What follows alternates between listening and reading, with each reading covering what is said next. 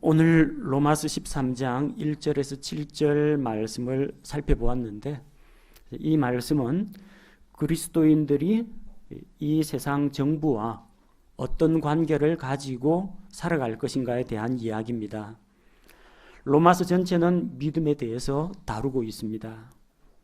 로마서 1장부터 8장까지는 구원에 대해서 다루고 있습니다. 사람들의 죄에 대해서 다루고, 구원자이신 예수 그리스도에 대해서 다루고, 또 구원받은 자의 영적인 성장과 구원의 확신에 대해서 다룹니다. 9장에서 11장까지는 하나님께서 이스라엘을 인류 역사 가운데 하나님의 경륜과 섭리 가운데에서 어떻게 사용하시는지 하나님의 계획에 대해서 설명하고 있습니다. 그리고 12장 이후로는 그리스도인의 생활에 대해서 다룹니다. 우리 교회에 나오면은 진리의 말씀을 선포합니다. 그 가운데 가장 중요한 것은 무엇보다도 예수 그리스도의 복음입니다. 일단 복음을 듣고 믿어서 구원을 받아야 됩니다. 그러지 않으면 그리스도인으로서 어떻게 살아야 할지도 모르고 하나님과 내가 어떤 관계에 있는지 도무지 알 수가 없습니다. 가장 중요한 건 구원받는 겁니다. 근데 구원받는 걸로 끝나면 안 된다는 겁니다. 한 걸음 더 나아가야 합니다. 영적으로 성장해야 하고, 믿음으로 구원을 받았으면 믿음으로 살아가는 삶을 살아야 합니다. 로마서 12장에서는 교회 안에서 그리스도인이 어떤 삶을 살아야 하는지를 보여주고, 로마서 13장에서는 그리스도인이 이 세상에 있는 인간 정부와 어떤 관계에 있는지를 보여줍니다. 오늘은 특별히 이 세상의 권력들, 정부기관과 국가, 거기에 대해서 그리스도인으로서 어떠한 태도를 가져야 하는지를 살펴보도록 하겠습니다. 가장 중심이 되는 것은 하나님의 구원입니다. 하나님께서 세우신 권력들, 거기에 복종하라는 말씀을 중심으로 살펴보도록 하겠습니다. 오늘날 이 시대는 권위를 인정하지 않는 시대입니다. 권위, 권력하면은 왠지 거부감이 듭니다. 나보다 높은 사람이 나를 억누르는 것 같고 나의 자유와 권리를 제한하는 것처럼 비칠 때가 많습니다. 그러다 보니까 오늘날 이 시대에는 권력에 저항하는 그런 사회적 분위기가 만연합니다. 옛날 같으면 감히 상상도 하지 못할 일들이 벌어지고 있습니다. 국가 지도자, 여러분이 표를 주었건 안 주었건 간에 어쨌든 나라를 대표하는 수장으로 대통령이 선출이 되었습니다. 대통령이 유능한 사람도 있고 조금 부족한 면도 있을 수가 있고 도덕적으로 깨끗한 사람도 있을 테고 인격적으로 조금 흠이 있는 사람도 있을 겁니다. 하지만 변함없는 사실은 그 사람이 우리 국가를 대표한다는 사실입니다. 그리고 모든 의사결정 집행 과정에서 중심에 있다는 것을 우리는 기억해야 합니다. 근데 국가의 원수인 대통령을 펭귄, 개구리, 쥐, 닭에 비유하고 일반 사람도 그 우더런한테 이런 식으로 조롱하면은 그 몹쓸 짓이라고 할 수 있는데 한 나라의 자기 나라의 대통령을 그렇게 동물에 비유해 가지고 인터넷 공간에서 모욕을 하거나 풍자를 하는 경우가 많습니다. 자기 얼굴에 침 뱉는 겁니다. 내가 그 대통령 지지하느냐 지지 않아야 하느냐 그건 별개의 문제고요. 그 나라 국민으로서는 해서는 안 되는 일입니다. 대통령뿐만 아닙니다. 일반 공권력에도, 정당한 공권력에도 사람들이 저항을 합니다. 경찰관이 음주운전 단속하는 거 당연한 경찰의 업무입니다. 또 그렇게 해서 사고를 막자는 것이 근본 취지입니다. 그런데 음주 단속하는 경찰관을 폭행하거나 차에 매달고 도주하는 그런 일이 있습니다. 외국에서는 이거 상상도 못합니다. 미국에서는 경찰차가 뒤에서 딱 쫓아와가지고 깜빡깜빡 전조등을 켜면 도로 한옆으로 차를 세워야 됩니다. 차 문을 열고 나와서도 안 됩니다. 총 맞습니다. 손을 얌전하게 핸들 위에 손에 무기 안 들었다는 걸 보여주기 위해서 손을 얹든지 가만히 내리고 있어야 됩니다. 주머니에서 운전면허증 꺼내려고 손 놓으면 권총 꺼내는 줄 알고 경찰관이 바로 발포합니다. 저는 미국의 경찰 제도가 좋다라고 이야기하는 건 아닙니다. 그 나라는 총기 사용이 합법화되어 있기 때문에 경찰이 안전을 위해서는 그렇게 해야 됩니다. 근데 우리나라에서는 주머니에서 권총 꺼내가지고 경찰관 쏘는 사람은 최소한 없을 겁니다. 하지만 정당한 공무 집행을 할 때 거기에 협조를 해주는 것이 마땅합니다. 잘못한 게 없다면 조사를 받으면 될 것이고 음주 측정해 주면 되는 겁니다. 찔리고 잘못한 게 있는 사람이 꼭 저항을 하고 발악을 합니다. 국가 공권력뿐만 아닙니다. 교사의 권위를 무시하는 아이와 학부모들이 신문지상에 자주 오르내립니다. 옛날에는 스승님의 그림자도 밟지 않는다고 했습니다. 요즘은 그림자를 안 밟는 그런 정도의 수준은 기대하기도 어렵고요. 조금 초등학교 한 5, 6학년 되면 여자 선생님 만만하게 보고 때립니다. 중고등학교 정도 되면 교사하고 맞상대해가지고 욕을 하거나 폭력을 행사하는 그런 학생들도 나옵니다. 혹시 숙제를 안 했다라거나 아니면 잘못한 게 있어서 교사로부터 지도를 받거나 체벌을 받으면 집에 가서 부모님에게 일러 바칩니다. 다음 날 되면 학부모가 누가 우리 아들 때렸느냐고 와서 또 교사를 폭행하거나 머리채를 끌어당기고 무릎 꿇게 해서 용서를 빌도록 만듭니다. 교사의 권위가 그만큼 추락했다는 이야기입니다. 물론 전부는 아닐 겁니다. 하지만 점차 이런 패륜적인 행동들이 늘어가고 있다는 것입니다.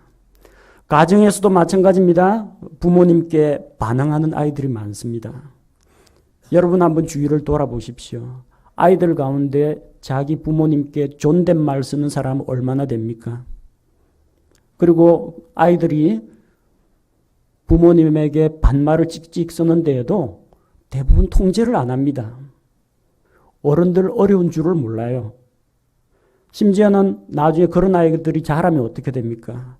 부모님 말씀을 듣지 않고 대들고 폭행하는 일도 있습니다. 지금은 아직까지 부모님보다 나이도 어리고 체력도 딸리고 경제적으로 의존해야 되기 때문에 숙이고 있을지 몰라도 나중에 독립하고 경제권을 갖게 되고 그렇게 되었을 때 과연 그 자녀들이 어떤 모습으로 변할지 한번 생각해 보시기 바랍니다. 사회 곳곳에서 권위와 질서가 무너지고 있습니다. 왜 사람들이 권위에 불복종하고 권력을 가진 자들을 싫어하고 저항을 할까요? 제가 보기에는 한 두 가지 정도 이유가 있다고 생각합니다. 한 가지는 권력을 가진 자들의 자질과 도덕성의 문제입니다. 좀 사회 지도층이라면 모범을 보여야 됩니다. 정치인이나 공무원들. 인사청문회 하면 꼭 나오는 게 있죠. 정치인이나 고위급 공무원들 같은 경우 꼭 빠지지 않는 게 위장 전입, 병력 회피, 논문 표절, 탈세, 기본 메뉴로 들어갑니다. 이러니 누가 장관을 존경하겠습니까? 총리를 존경하겠습니까? 재벌들 사회적으로 우리하고 똑같은 사람이긴 합니다만 사람들은 뭔가 그런 사람들에게는 좀 더 인격적이고 다른 사람들에게 좀 자비를 베풀고 선행을 할 것을 기대하고 있습니다. 그런데 그런 사람들이 도덕적으로 타락하고 인격적으로 미성숙해서 자기보다 낮은 부하 직원을 폭행하거나 욕설을 하거나 거래처에다 갑질을 하는 이런 사태들 종종 보게 됩니다. 판사나 검사나 혹은 국회의원이나 이런 사람들이 폭행을 하거나 음주운전을 하거나 마약을 하거나 성매매를 하는 그런 범죄를 저지릅니다. 그럼 사람들 생각은 어떨까요? 과연 이런 사람들을 지도자로 믿고 따르고 순종해야 하는가? 마음속에 의문이 생길 수가 있습니다. 또 그로 인해서 권력을 가진 자들을 조롱하고 우습게 여기는 그런 풍조들이 있습니다. 아마 첫째 이유라면은 그 권력을 가진 자들의 도덕성과 인격 문제가 아닌가 생각합니다. 그 다음으로는 그런 권력자들의 자격에 대한 의심과 또 그에 대한 도전하는 마음이 있다고 생각합니다. 도대체 누가 그들에게 그런 권력을 주었는가? 그 사람이나 나나 똑같은 대한민국 국민인데 왜 나보다 높은 지위에 있는가? 왜 내 허락도 안 받고 나의 생활이나 활동에 대해서 제약을 하는 그런 법률이나 규칙을 만드는가? 그들이 그런 권력을 가지고 있는 것이 정당한가? 그들이 그런 권력을 사용하는 방식이 옳은가에 대해서 의문을 제기하고 도전을 할 수가 있습니다. 그래서 우리가 이런 것들을 생각하면은 먼저 도대체 누가 그들에게 그런 권력과 권위를 부여했는지를 성경적으로 바로 이해하는 것이 필요합니다. 권력이라는 것은 남을 복종시키거나 지배할 수 있는 공인된 권리와 힘을 말합니다. 그리고 그 권력이 정당성을 갖도록 자격을 갖도록 만들어주는 것이 권위라고 할 수 있습니다. 다른 사람을 지도하고 따르게 만드는 어떤 위치, 자격을 권위라고 할 수 있습니다. 본문 말씀에 권력들에 복종하라 하면은 오해를 하는 분들이 있습니다. 권력에 복종하라고 하니까 권력 앞에서는 굽신굽신하고 권력에 아부해야 되는 것으로 생각하는 분들이 종종 있습니다. 그러나 그것이 아닙니다. 권위에, 하나님께서 세우신 권위와 질서에 복종하라는 것입니다. 그 권력이 옳으냐 그러냐는 나중에 문제입니다. 먼저 그들이 그런 지위와 자격을 얻었는가? 그 지위와 자격을 누가 부여했는가? 그것을 먼저 생각하면은 우리는 이 세상에 있는 행정부의 권력이라든지 사법부의 권력이라든지 이런 권력들에 복종해야 한다는 것을 알 수가 있습니다. 사람은 누구나 완전하지 못한 존재입니다. 다들 약점이 있고 또 인격적으로 결함이 있을 수가 있습니다. 공무원이라고 해서 컴퓨터처럼 만능은 아닙니다. 공무원도 때로 실수로 행정적인 착오를 일으킬 수가 있습니다. 그래서 잘못된 고지서 같은 것들을 발부할 수도 있습니다. 또 공무원이 법 체계를 잘못 이해해가지고 이 민원인에게 억울하게 대하는 일도 있습니다. 악의는 없었다고 할지라도 실수할 가능성은 언제든지 있다는 겁니다. 경찰관이나 재판관도 때로는 주변에 있는 이 수집된 자료가 너무 부족하다 보니까 잘못된 판단을 내릴 수도 있습니다. 그렇다고 해서 우리가 경찰 권력이나 사법부 권력을 무시할 수는 없다는 것입니다. 정치인도 마찬가지입니다. 정치인도 국가를 경영하는 지도력은 뛰어난데 개인적인 사생활에는 문제가 있을 수가 있습니다. 우리는 이런 것을 먼저 인정해야 합니다.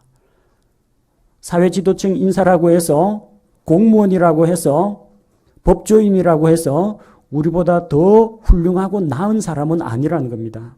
하나님 보시기에는 다 똑같은 죄인들입니다. 그럼에도 불구하고 사회가 유지가 되고 운영이 되려면 이런 행정체계나 사법체계는 있어야 한다는 겁니다. 그걸 부정할 수는 없습니다. 비록 권력자들에게 문제가 있다고 할지라도 권력은 하나님께서 국가와 사회 질서를 유지하기 위해서 허락하신 것입니다. 따라서 권력에 순종한다는 것은 내가 권력이 빌붙어서 아부를 한다는 이야기가 아닙니다. 그것은 하나님께서 세우신 그 권력에 대해서 하나님의 권위와 하나님의 질서에 순종한다는 것을 의미합니다. 이런 것을 우리가 전제로 먼저 이해를 하고 본문 말씀을 살펴보도록 하겠습니다. 1절 말씀해 보니까 모든 혼은 더 높은 권력들에 복종할지니. 모든 혼은, 혼이라는 것은 사람을 이야기합니다.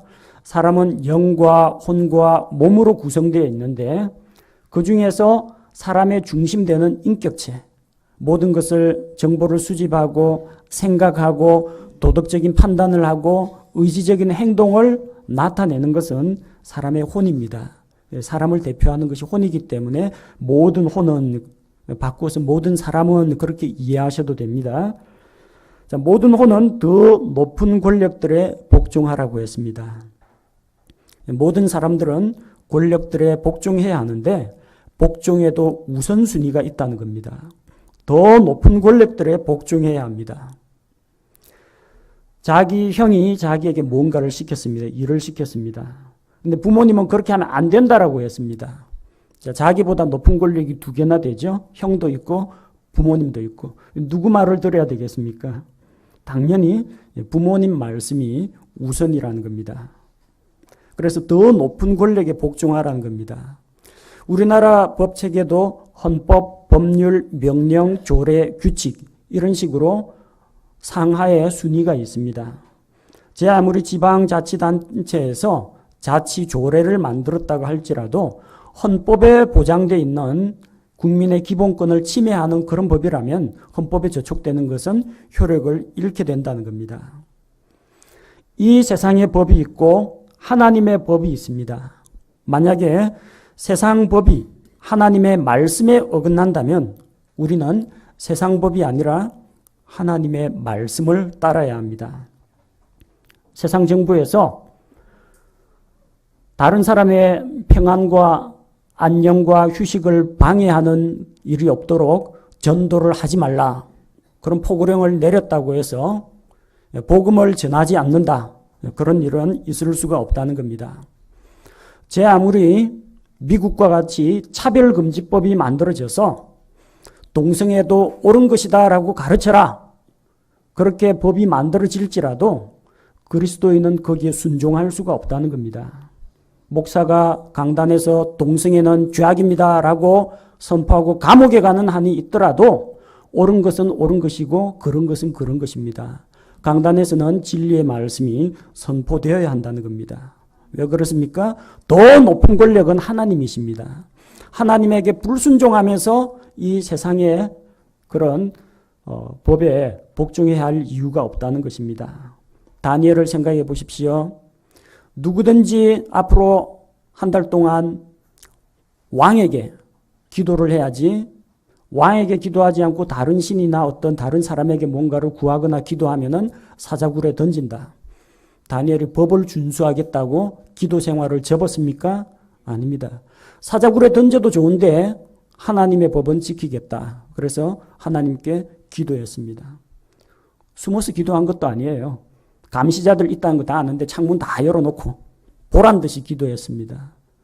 우리 신앙의 문제는 이 세상의 가치나 문화나 법률과 타협할 수가 없는 것입니다. 먼저 기억해야 할 것은 권력들에 복종하는데 더 높은 권력들이 있다는 것과 더 높은 권력들에 복종하는 게 우선이라는 겁니다. 다음으로 하나님으로부터 나지 않은 권력이 없다고 했습니다. 모든 권력은 하나님으로부터 납니다. 권력은 하나님께서 임명하십니다.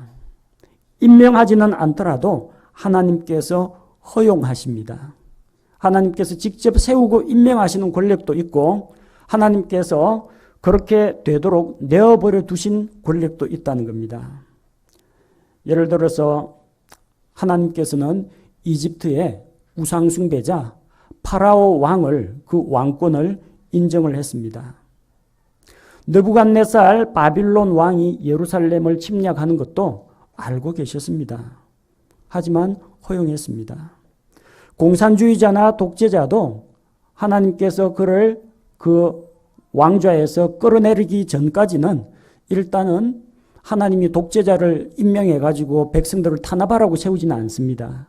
그러나 하나님께서 모든 것을 주관하고 섭리하시기 때문에 그것도 하나님의 진노의 손길이 그에게 임하기까지는 하나님께서 사람들을 연단하고 또 그 사회를 유지하기 위해서 허용하신 것으로 인정을 해야 한다는 겁니다. 모든 권력입니다. 나한테 유리한 권력만이 아니라 때로는 나한테 불리한 권력일지라도 하나님께서 세우셨거나 하나님께서 허용하셨다는 것을 인정해야 합니다. 우리가 복종해야 할 권력은 정치 제도와는 관계가 없습니다. 전제군주제이든지 귀족 정치이든지 민주주의이든지 사회주의이든지 마찬가지입니다. 모세는 이집트 노예 감독관이 자기 동포를 압제하는 것을 눈으로 보았습니다. 마음속에서 분노가 치밀었습니다. 그리고 노예 감독관을 때려 죽였습니다. 자기 딴에는 자기 동포 이스라엘 민족을 구원했다라고 생각하는데 이집트의 법에 의해서 그는 살인자가 되었습니다. 그래서 살인자로 붙잡으려고 하니까 두려워서 미디안 광야로 도망갔습니다. 다니엘은 바빌론 왕국에서 바빌론 왕을 도와가지고 왕궁의 일을 돌보고 정치에 개입을 했습니다. 이스라엘 민족을 포로로 잡고 예루살렘을 회파하고 자기 동족에게 갖은 악랄한 짓을 했던 바빌론 제국입니다. 근데 그 밑에 들어가는 것이 반역자입니까? 매국노입니까? 하지만 하나님께서는 바빌론 왕궁에 있는 다니엘을 들어서 사용해 주셨습니다. 우리가 복종해야 할 권력은 권력을 가진 자의 도덕성하고도 관계가 없습니다. 미국 국민은 존 F 케네디 대통령이 영화배우하고 바람이 나거나 클린턴 대통령이 여비스와 추문을 일으켜도 그가 국정을 수행하는 능력에 문제가 없으면 대통령으로 인정합니다. 그 사람들이 잘했다는 이야기 아닙니다. 다만 미국을 대표해서 전 세계에서 미국의 위상을 알리고 국정을 수행하는데 어떤 자질 면에서 문제가 없다면은 그는 도덕적으로는 지탄을 받을지라도 대통령의 그런 권위에 거스를 만한 명분은 되지 않는다는 겁니다. 파라오가 우상숭배자라고 하나님께서 야곱에게 이집트로 내려가라 하는데 못 가겠습니다. 그 이방인의 왕의 정치체제 하에서는 우리가 살 수 없습니다. 거부하지 않았습니다. 솔로몬이 여러 여자들, 이방의 여인들을 아내로 맞이했습니다. 솔로몬의 도덕성을 백성들이 지탄하면서 반란을 일으키지 않았습니다. 그건 솔로몬 개인 사생활이고 하나님께서 솔로몬을 심판하시고 그를 치실 겁니다. 그러나 국가 행정 지도면에서 문제가 없다면 그를 왕으로 인정해야 됩니다. 인간적으로 미워하십시오. 그러나 그가 만약에 국가 경영하는데 문제가 없다면 그 왕권을 인정할 수밖에 없다는 겁니다. 근데 한국에서는 영웅을 만들지 않습니다. 영웅을 만들어 놓고 자기 손으로 영웅을 죽이는 문화가 한국 문화입니다. 위대한 인물들 보십시오. 우리 존경하는 인물 꼽아 보십시오. 누굽니까? 세종대왕. 세종대왕 하면은 한글 그리고 우리나라 문화 발전 지대한 공헌을 했습니다. 근데 또 야담이나 뭐 어떤 이런 전해 내려오는 이야기를 가지고 세종대왕이 뭐 여자를 몇 명을 두었느니 이런 거 가지고 파헤칩니다. 이순신 장군 민족을 구한 영웅입니다. 근데 또 한편에서는 이순신은 기록을 잘 남겨가지고 후세 사가들이 높이 평가하고 실은 원균이 더 훌륭하다. 이상한 주장들을 내세우는 사람들이 있어요. 이승만 대통령이 잘한 점이 있고 못한 점이 있습니다. 주변에 있는 밑에 사람들 귀 기울이다가 백성의 소리를 외면한 그런 문제는 잘못한 것이 있습니다. 하지만 그래도 초대 대통령으로서 크리스찬으로서 나름대로 국가를 운영했던 일국의 대통령입니다. 박정희 대통령에 대해서도 공과 과가 같이 있습니다. 경제성장이라는 그런 측면에서 잘한 점도 있고 그 과정에서 민주주의를 탄압하고 노동자들을 억압한 사실도 있습니다. 그걸 같이 봐야 한다는 겁니다. 그런데 박정희 대통령 하면 친일파니 아니면은 독재 정권이니 무조건 그렇게 매도해 버린다는 겁니다. 자기 나라 대통령을. 그래서 그러면 군부 독재에 종식시켰다. 자, 그래서 문민 대통령이 나왔다. 김영삼 대통령이 됐습니다. 그럼 거기에는 순종합니까? 또 어떤 이유를 들어가지고 그 아들의 비리 이런 것까지 해가지고 문제 삼죠. IMF 위기를 극복할 때 김대중 노무현 대통령 나름대로 수고한 부분들이 있습니다. 그거 인정 안 하고 북한에 뭐 핵개발 자금을 퍼줬느니 그리고 뭐 좌익 사상이니 그런 식으로 또 욕을 하고 매도를 합니다. 이명박 박근혜 대통령도 마찬가지입니다. 잘한 측면도 있고 못한 측면도 있습니다. 그런데 일단 우리나라를 대표하는 대통령으로서 그 권위는 인정하고 거기에 대해서는 복종을 해야 됩니다. 안 그러면 대한민국이라는 국가 자체가 설 수가 없다는 겁니다. 이거는 이 사람은 이래서 안 되고 저 사람은 저래서 안 되고 하면 누가 장관하고 누가 국회의원하고 누가 대통령 하겠습니까? 그런 완벽한 사회는 이 땅에 없습니다. 주님 다시 오셔서 왕국을 세우시고 또 우리를 저 영원한 죄와 불법이 없는 영원한 세계로 인도하기 전까지는 아무리 여러분이 개혁을 하고 민주화 운동을 한다 하더라도 이 세계는 바뀌지 않습니다.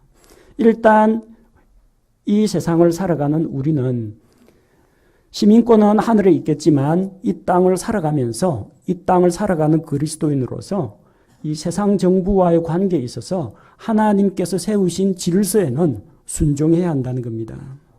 2절 말씀을 보니까 그러므로 누구든지 권력에 거역하는 자는 하나님의 규례를 거역하나니 거역하는 자들은 스스로 정죄를 받는다고 했습니다.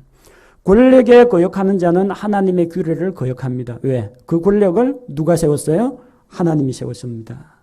그러니까 그 권력이 저항한다는 것은 하나님께 대한 반역이 된다는 겁니다.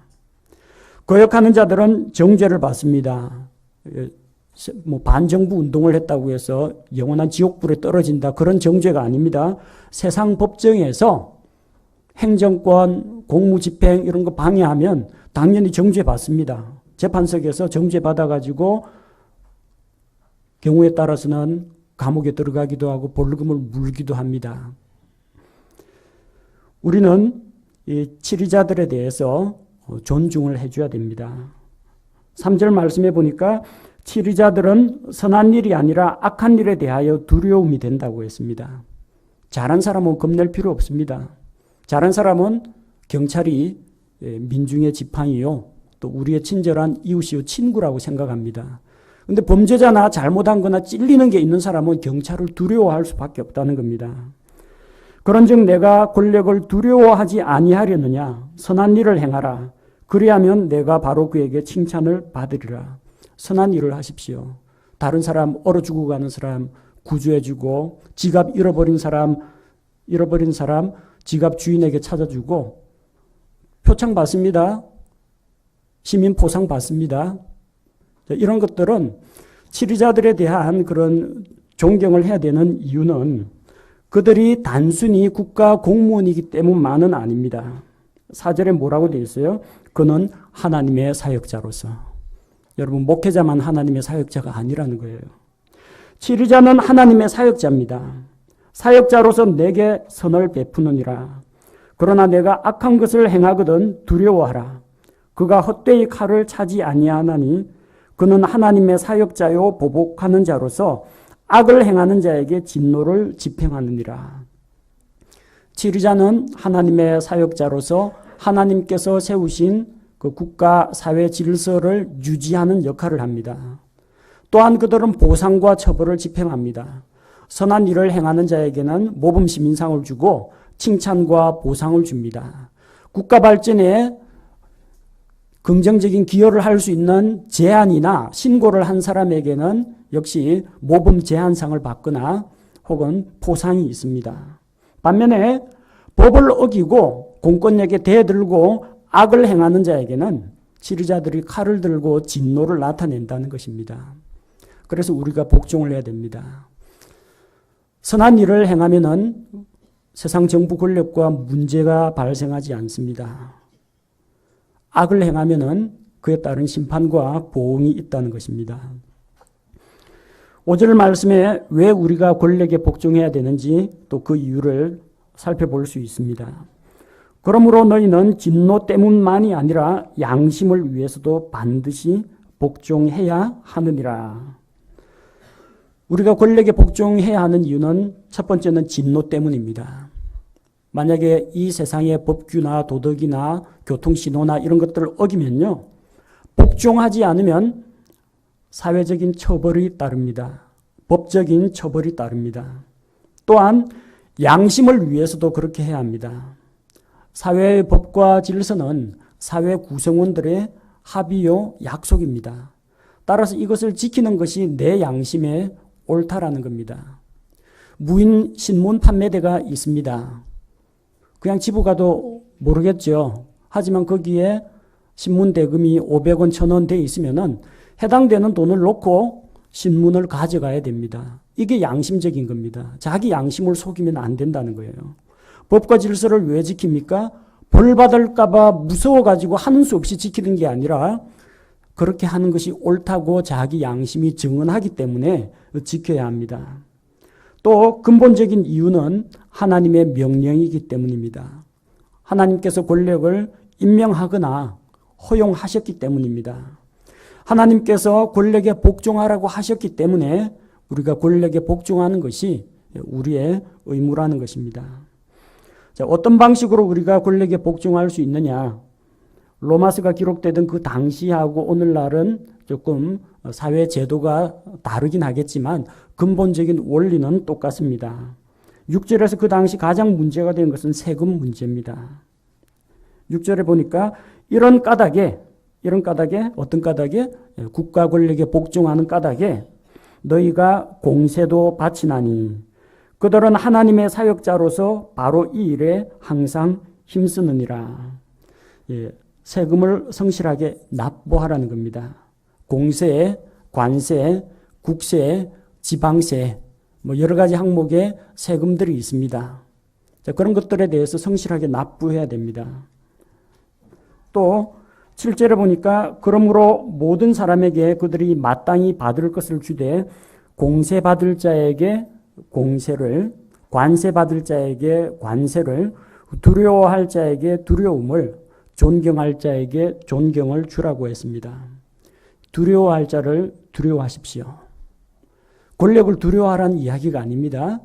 정당하게 그 공권력을 행사하는 사람들을 존중하고 그것을 어기면 공권력의 처벌을 받는다는 것을 알고 스스로 조심해야 된다는 겁니다. 존경할 만한 자를 존경하라고 했습니다. 저 공무원은 뇌물을 받아먹고 사생활이 복잡하기 때문에 내가 저 사람한테는 순종 못하겠다. 그 사람의 업무상 어떤 문제나 하자가 없다면은 그 사람 인격이 좀 모자라더라도 그들이 가지고 있는 그런 지위는, 그들의 자격은 존중해 주는 것이 필요하다는 겁니다. 여기에서는 세금의 문제, 존중의 문제를 다루었습니다. 오늘 이 시대를 살아가는 우리에게 하나님의 권위를 인정하고 그 권위에 복종해야 될 영역들에 대해서 살펴보도록 하겠습니다. 첫 번째는 우리 교회, 또 우리 교회 성도들과 국가와의 관계입니다. 국민으로서 기본적으로 가지고 있는 납세의 의무가 있죠. 세금 성실하게 납부하십시오. 우리 교회 모든 거래는 거래장부에 다 기록되어 있습니다. 물품이나 용역대금 떼먹지 않고 다 집행하고 있습니다. 국가나 지방자치단체에서 어떤 청소를 하라, 환경세를 납부하라, 그럼 꼬박꼬박 기한 안에 납부하고 있습니다. 연말 정산할 때 우리 가짜로, 허위로 기부금 납입증명서 발급하지 않습니다. 교회 재정장부 기록에 근거해서 발급을 하고 있습니다. 사업을 하시는 분이나 어떤 가정에 연말 세금 공제 혜택을 주기 위해서 허위로 세무기관을 속이고 발급하지는 않습니다. 2018년부터는 종교인 과세가 시행된다고 발표가 되었습니다. 당연히 국가 시책이기 때문에 순종해야 됩니다. 지금 경우에는 도대체 목회자가 받는 것 중에서 어디까지가 소득인지 비용인지 구분이 모호합니다. 왜냐하면 받은 거 가지고 목회 활동하는데 거의 다 쓰거든요. 물론 이제 의식주 문제도 해결해야 되고 자녀 교육도 하겠지만 어디까지가 소득으로 인정되고 어디까지가 비용인지 명확하게 지침이 나온 게 없고 세금 납부 고지서가 나온 게 없습니다. 2018년이 되면 이게 조금 세무당국에서 정교하게 만들어가지고 지침이 나오고 또 자진 그 신고사항들, 그 기준들이 제시가 될 겁니다. 그럼 당연히 우리 교회에서도 목회자의 급여 체계를 보다 구체적으로, 체계적으로 항목별로 나누고 세무서에 자진 신고해야 됩니다. 납세고지서에 따라 당연히 납부해야 합니다. 가정에서도 마찬가지입니다. 가정의 권위는 하나님께서 세우셨습니다. 자녀들은 부모를 존경하라고 부모에게 권위를 부여해 주셨습니다. 여러분 부모가 여러분을 먹여 살리고 있고 여러분보다 힘이 세기 때문에 여러분이 복종하는 게 아닙니다. 하나님께서 부모에게 자녀를 다스릴 권위를 주셨기 때문입니다. 부부간에 마찬가지입니다. 남편의 권위를 인정해야 됩니다. 하나님께서 창조의 질서를 볼 때 남자를 먼저 창조하시고 남자의 갈비뼈로 여자를 만드셨습니다. 또한 에덴 동산에서 사람이 죄를 지은 이후에 하나님께서 여자에게 남편이 너를 다스릴 것이라고 했습니다. 그 남편이 자기 부인을 억압하고 압제한다는 이야기가 아닙니다. 남자에게 무거운 짐을 지어준 겁니다. 너 한 몸만 건사할 게 아니라 아내를 잘 보살피라는 겁니다. 왜 그런 문제가 일어났어요? 여자가 뱀에게 속았다는 겁니다. 그러니까 이 여자들이 속기 쉬우니까 남편이 아내를 잘 보호해가지고 속는 일이 없도록 하고 의사결정 내릴 때 조력자인 아내의 말에 귀를 기울이는 것은 당연하지만 최종적인 판단과 결정은 남편이 내리라는 겁니다. 그 권력이 아닙니다. 무거운 짐입니다. 왜? 그렇게 결정해가 남편이 결정을 내렸으면 나중에 책임은 누가 져요? 부인 책임 아닙니다. 남자가 책임져야 된다는 겁니다. 그래서 하나님께서는 가정에서는 남편에게 권위를 주었습니다.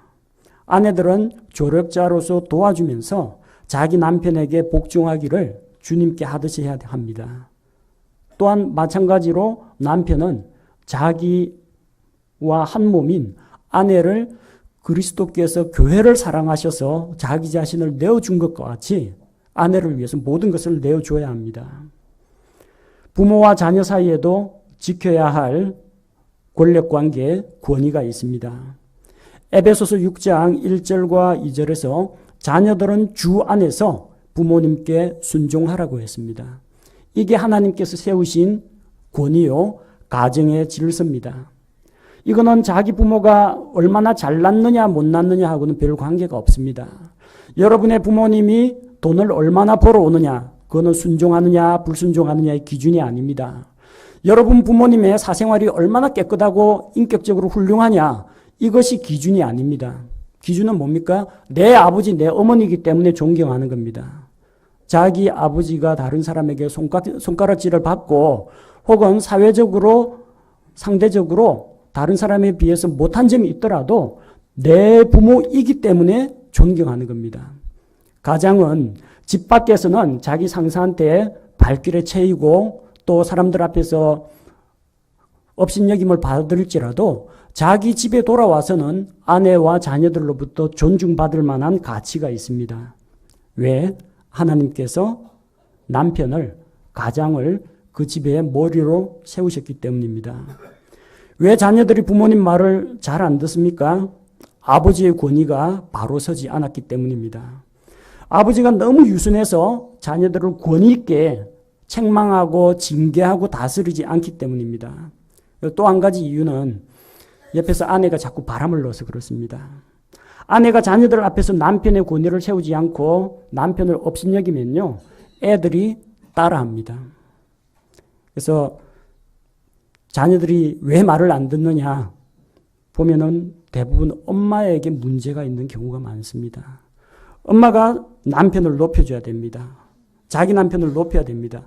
절대로 자녀들 앞에서나 다른 사람들 앞에서 특히 소모임 이런 데 가서 남편 흉보시면 안 됩니다. 흉보시면 안 돼요. 그럼 그 말이 안 퍼져나갈 것 같습니까? 자기 자녀들 귀에까지도 들어가는 수가 있습니다. 다른 집 남편은 존경 안 해도 됩니다. 자기하고 아무 관계 없는 사람이에요. 그 사람이 어떤 높은 관직에 있거나 돈을 많이 벌거나 자기한테 하나도 돌아오는 거 없습니다. 자기가 관심 가져야 될 건 자기 남편이에요. 자녀들 앞에서 남편의 능력과 장점에 대해서 칭찬을 해줘야 됩니다. 아빠는 부자다. 아빠는 제일 돈이 많다. 아빠는 뭐든지 할 수 있다. 너희들이 먹고 자고 그리고 학교에 다니고 너희들에게 필요한 모든 것을 공급하는 사람은 밖에서 일해서 수고하는 너희 아빠다. 자기 부인이 남편을 이렇게 높여주면요, 존경하게 되어 있습니다. 자녀들이 아버지 말씀을 존경합니다. 그 다음으로 어머니 말씀을 존중합니다. 왜? 아버지와 어머니는 한 몸이라는 걸 알거든요. 그래서 아버지의 여자를 건드리면 안 됩니다. 그럼 아버지한테 혼나거든요. 엄마한테 업신여겼다가는 아버지 징계가 따른다는 걸 애들이 알아야 됩니다. 그러니까 아내들은 전부 남편을 세워주고 남편의 그늘 밑에서 자녀들을 호령할 수가 있어야 된다는 겁니다. 그리고 부인이 남편 앞에서 자기를 낮추고 엄마도 아버지 말에는 복종해야 한다는 것을 자녀들 앞에서 보여줘야 됩니다. 대부분 자녀들은 호소할 거리나 부탁할 거리가 있으면 아버지 상대 안 하고 엄마 쪽으로 합니다. 아버지한테 이야기하면 엄마 제발요 해가지고 엄마를 설득하려고 합니다. 그러나 그때 그렇게 결정을 내리지 말고 그래 알아서 너희들 하고 싶은 대로 해라 결정을 내려주면 안 돼요. 아버지께 가서 여쭤봐 이런 식으로 하든지 아버지하고 상의한 다음에 할게 해주고 싶은 마음이 있더라도 남편의 결정, 남편의 권위를 존중해 주시기 바랍니다. 그럼 자녀들이 부모님 어려운 줄을 압니다. 엄마도 아버지 앞에서는 복종해야 하는구나. 아버지를 어려워하고 존경하고 아버지의 권위에 복종합니다. 그게 곧 어머니의 권위에도 복종하게 된다는 겁니다. 마찬가지로 이 가정에서는 무엇보다도 하나님의 권위가 바로 서야 됩니다. 자녀들 교육시킬 때 효자 아들로 키우기보다는요. 하나님의 말씀에 순종하는 아들로 키우십시오. 그러면 자동으로 효자 아들이 나옵니다. 모든 권력은 최종 권위자인 하나님에게서 나옵니다. 근데 만약 그 아들이 하나님을 안 믿어봐요. 눈에 비이는 게 없습니다. 아나무인입니다. 하나님도 안 무서운데 아버지 엄마가 왜 무섭습니까? 하나님도 안 무서운데 대통령이 뭐 대단하다고 대통령보다 높은 하나님도 안 무서운데 하나님이 안 무서운데 경찰이 왜 무섭습니까? 하나님이 안 무서운데 선생님이 왜 무섭겠습니까? 하나님에 대한 두려움이 없으면요. 모든 권위가 다 무너집니다. 정부 권위 마찬가지, 부부 간의 권위 마찬가지, 자녀와의 관계 마찬가지입니다. 모든 권력은 최종 권위자인 하나님에게서 나옵니다. 자녀들에게 제일 먼저 가르쳐야 되는 게 가장 먼저 하나님께 순종하는 것을 자기가 배우고 자녀들에게 그렇게 가르쳐야 됩니다. 그렇게 할 때 질서가 서게 됩니다. 아이들이 하나님께 순종하면요. 그 다음부터는 가정교육이 진짜 쉽습니다. 자녀들이 무슨 문제거리를 갖고 오거나 이의를 제기하면 성경책 갖고 와라. 자, 하나님의 말씀에 뭐라고 돼 있나 찾아보자. 하나님의 말씀의 권위를 가지고 자녀를 가르치고 훈계를 하고 징계하면 됩니다. 하나님의 권위만 인정하면 자녀 교육은 성공한 것이나 마찬가지입니다. 하나님의 권위에 순종해야 됩니다. 그러면은 자녀들이 부모님께 순종하게 됩니다. 하나님의 권위에 순종하면 이 세상 정부와 관계에 있어서도 형통하게 풀리게 됩니다. 하나님의 권위에 부부가 똑같이 순종하면 부부싸움은 별로 할 필요가 없습니다. 하더라도 나중에 합일점을 찾을 수가 있습니다. 중재자가 되시는 하나님이 계시기 때문입니다. 하나님의 권위가 없이는 가정도, 국가도, 직장도 아무것도 바로 세워질 수가 없습니다. 현대사회를 가리켜서 영웅을 만들지 않는 사회에 권위를 무시하는 사회로 부르고 있습니다. 하지만 이 가정의 달 5월을 맞이해서 가정의 질서와 올바른 인간관계가 성경적 토대 위에서 세워지기를 원합니다. 이를 위해서 무엇보다도 하나님의 권위, 권력을 주시는 하나님의 권위를 인정하는 것이 가장 선행되어야 합니다. 성경 말씀의 권위를 인정함으로써 모든 인간관계, 정부와의 관계, 또 가정 내에서의 관계가 질서와 균형이 잡히도록 우리 다 함께 말씀의 권위를 인정해야겠습니다. 제가 기도하겠습니다.